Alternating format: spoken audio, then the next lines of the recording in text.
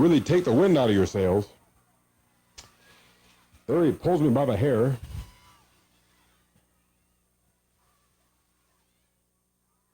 I'm trying to use a variation of an ankle lock, but Rip Rogers blocked me, but not the second time. I managed to get free. Then I saw he was a little bit slow to his feet, so I went for my pin. That was unsuccessful. I regained my old friend back, the front face lock, which is a very punishing hold. Ask anyone that's ever been inside of one. Rip Rogers has a body lock on me while I have the front face lock, and I believe I have a lot more momentum as proof that I bullied him into the turnbuckle. But look at that. Double leg takedown. Went for the body press and almost caught me sleeping. I'm going to have to be a lot more alert. Now I'm a little wary because Rip Rogers out-wrestled me in that particular time. He's got a side headlock, and notice the positioning of his legs. Really leaning into me.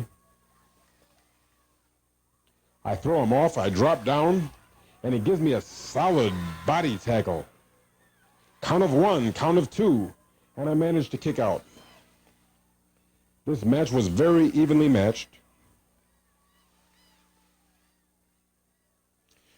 Neither one of us had much trouble with conditioning. There I am trying to do a bridge. But once again, Rip Rogers with the hair.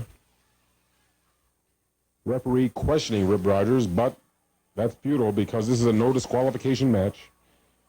He's trying to keep as much order in the ring as he can, though. Count of one, and I do not want to be on my back.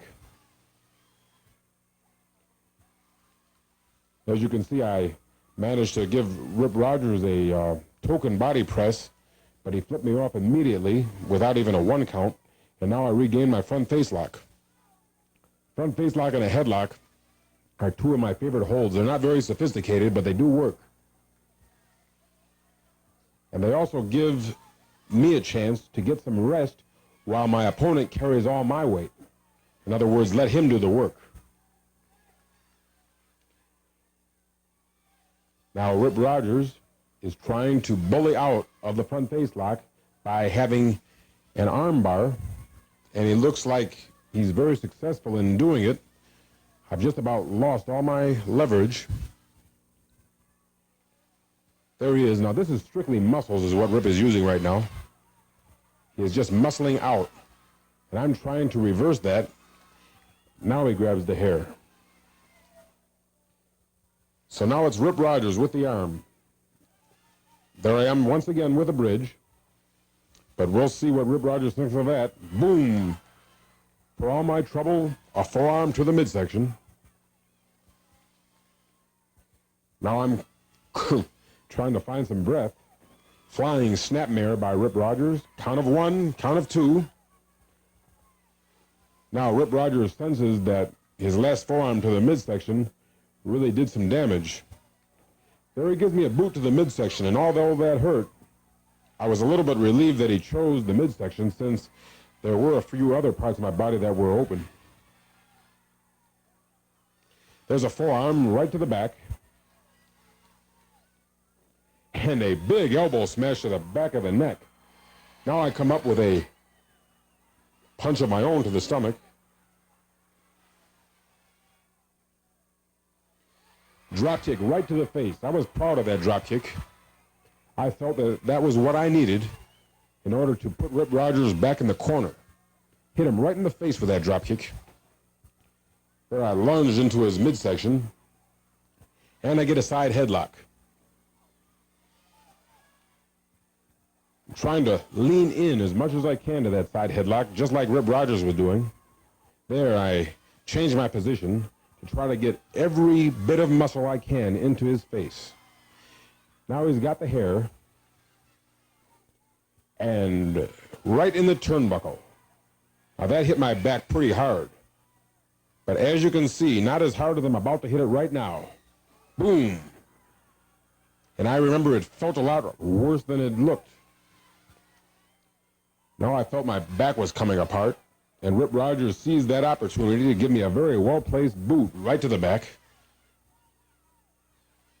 Rip was a very excellent competitor in this match, clubbing my back with his feet. Count of two only. I shouldn't have been laying on my back.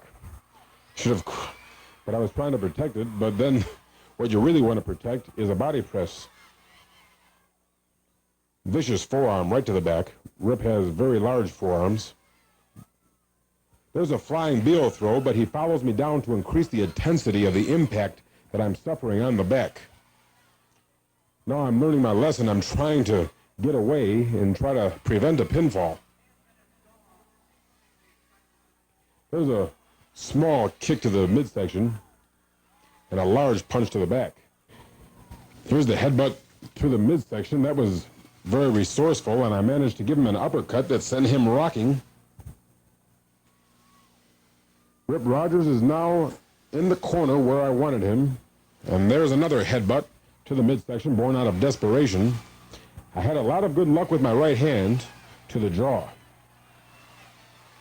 Referee Jim Munning doesn't really have much to do. This is a no disqualification match. He's there for the big job of counting people's shoulders down and checking for submission. There I was on my back, and I thought I'd better get off my back before Rip Rogers gets it into his mind to go for a pin. Here he is with a big bear hug, and Rip Rogers has a lot of strength, and I have a previously injured back.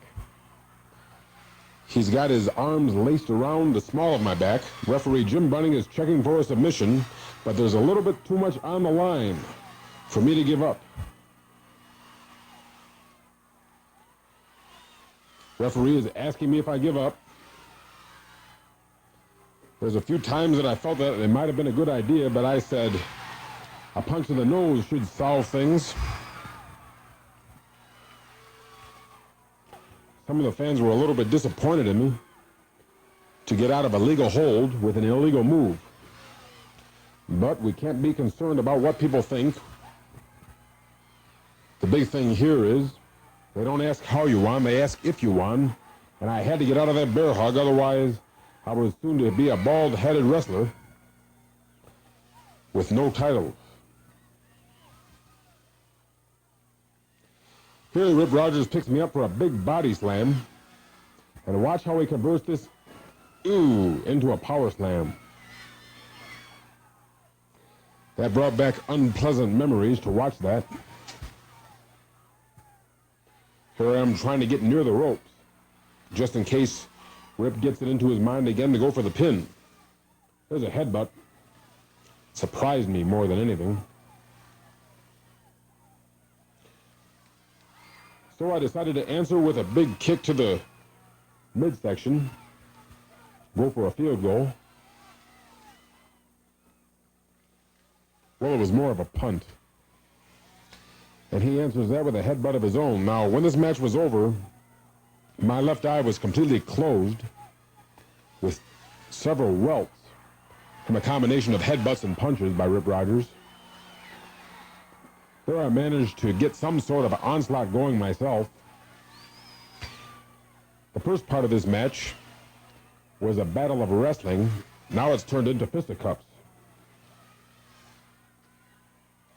And I employ the feet and the head as well. There's a very good kick, very well placed, which is amazing considered how haphazard and wild it was. None of these kicks and punches are measured. This is a wild affair. Here's where Rip Rogers gets a big advantage. He goes for that big vertical suplex, which he executed perfectly. Unfortunately, he's down himself, so he must have taken quite a jar himself there. Count of two. I got a little lazy. I'll blink of an eye and it's all over. There's a very good knee to the back of the head. I think it took its toll, so I tried it again. But once again, Rip Rogers is up before me. I'm still dazed from the cumulative effects of Rip Rogers' onslaught. There I get only a 1 count on that jackknife attempt. But at least it shows I'm still in the game, fighting away. My first legal move in a while. There's a punch right to the eye.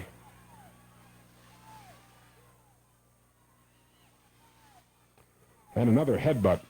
Rip Rogers has opened up a small cut right on my eyebrow. And that's what he's going for. Big double-fisted clobber right to the back. And a big elbow smash to the back of the neck. He employed that several times in this match. And there's my favorite move. Nice short punch right to the jaw.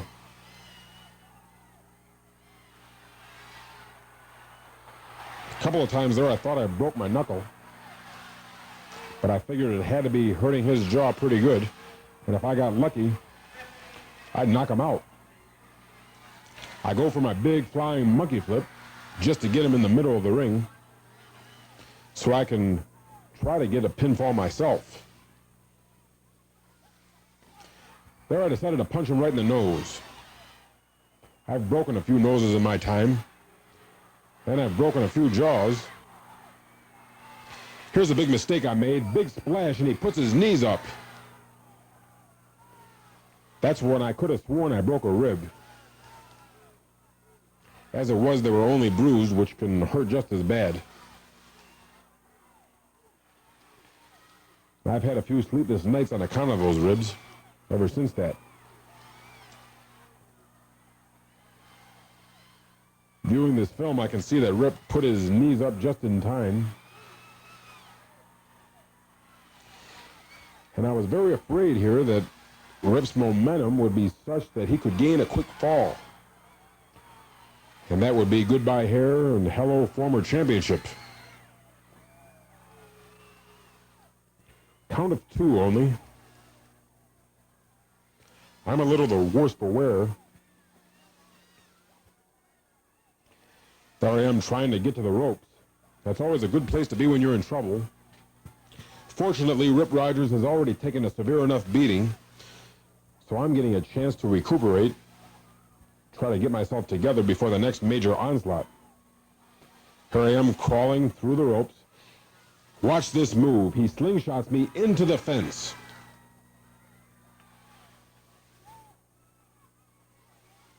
Rip Rogers had wisely taken the opportunity to get himself behind the ropes. And then when I came for more punishment, he slingshotted me. And now my leg is caught, and the referee helps me there. It's a good thing he did, because Rip Rogers could have really taken the action to me, and this would have been very bad timing for the old leaper. Here's Rip Rogers throwing my head into the fence. And I felt then like a rag doll, totally limp. But as Vince Lombardi professed, give that second effort. And that kick to the back of the head served to almost wake me up as much as anything. And then I said, never mind how things look. I knew I was close to the ropes. I was there on purpose, too.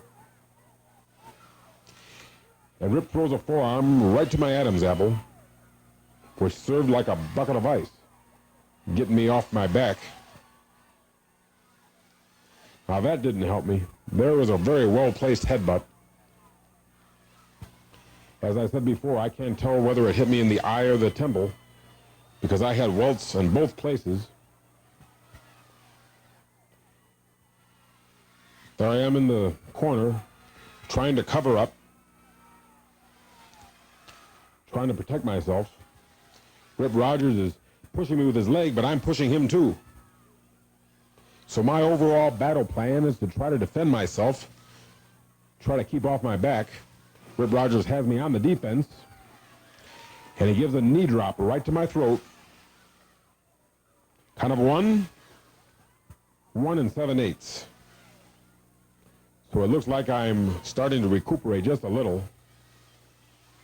But now Rip Rogers has the abdominal stretch and aids that with a pulling of the trunks, which you can have a terrific view of right now. But I can't claim too many fouls because I was all over stretching that rule book myself. In a no disqualification match, it's amazing the match was this clean. There were no foreign objects, and I was proud of that. There's a punch to the midsection. I don't know how much steam I had left in those punches, but it was all I could do, and it was hard as I could. Now I felt like I had just a little momentum, so I decided to, his back was turned, I give that knee right to the back of the head. Now watch this move, I'm on the middle rope, and I stomp that head. There I knew I had a good thing going. Front flip, and a back flip body press. But in my excitement, I forgot to notice that his foot was perilously close to the ropes. There I'm picking Rip Rogers up. I go for the back body drop, but he gives me a boot right to the arm.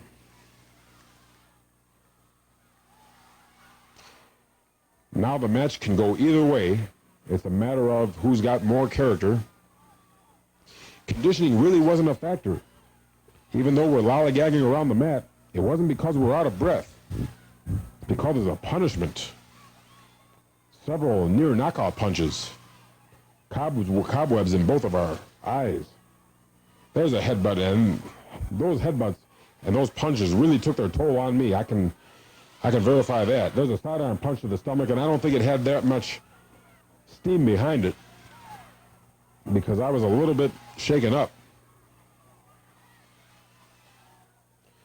There I am trying to get to my feet so I can do some more damage and try to protect myself. Another headbutt. I believe Rip Rogers was giving himself a lot of punishment himself with each headbutt. So he switches his attack to an elbow right to my cranium. Here is a double reverse, and he flips me completely over.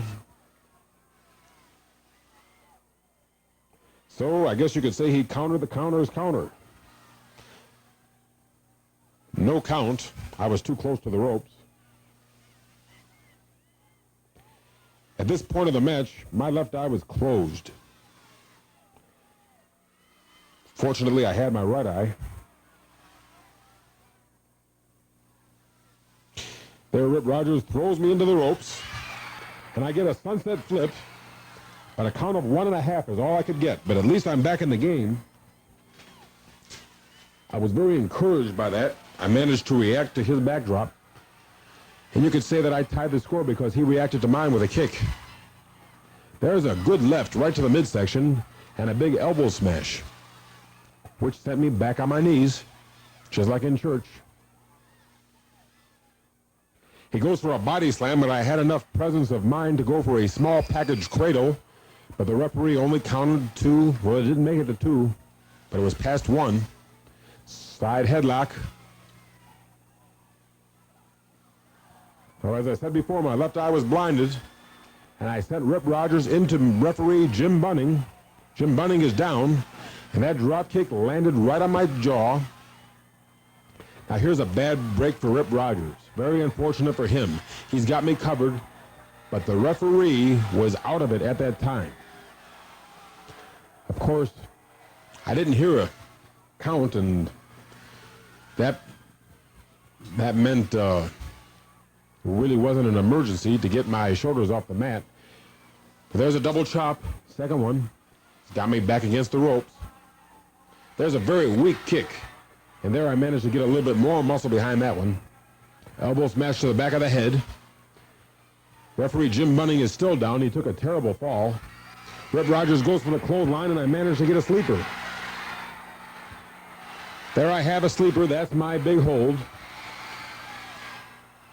I know, even though the referee is down. Here comes Pez Watley with the board. Pez Watley is trying to interfere in this match, and here comes Mike Doggendorf from behind, preventing and causing neutrality.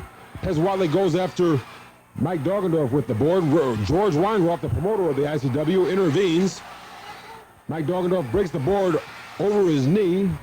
I go for a cradle and a schoolboy trip, and I am the winner of the Eye of the Tiger match. There was a lot of action right at the end. The crowd is smelling a haircut now. There I am in the middle of the ring. The crowd is pretty delirious.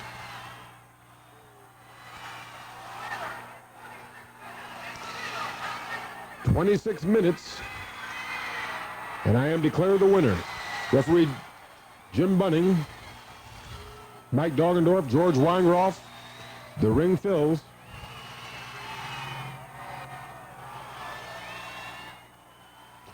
And now everybody's getting in the mood for a haircut.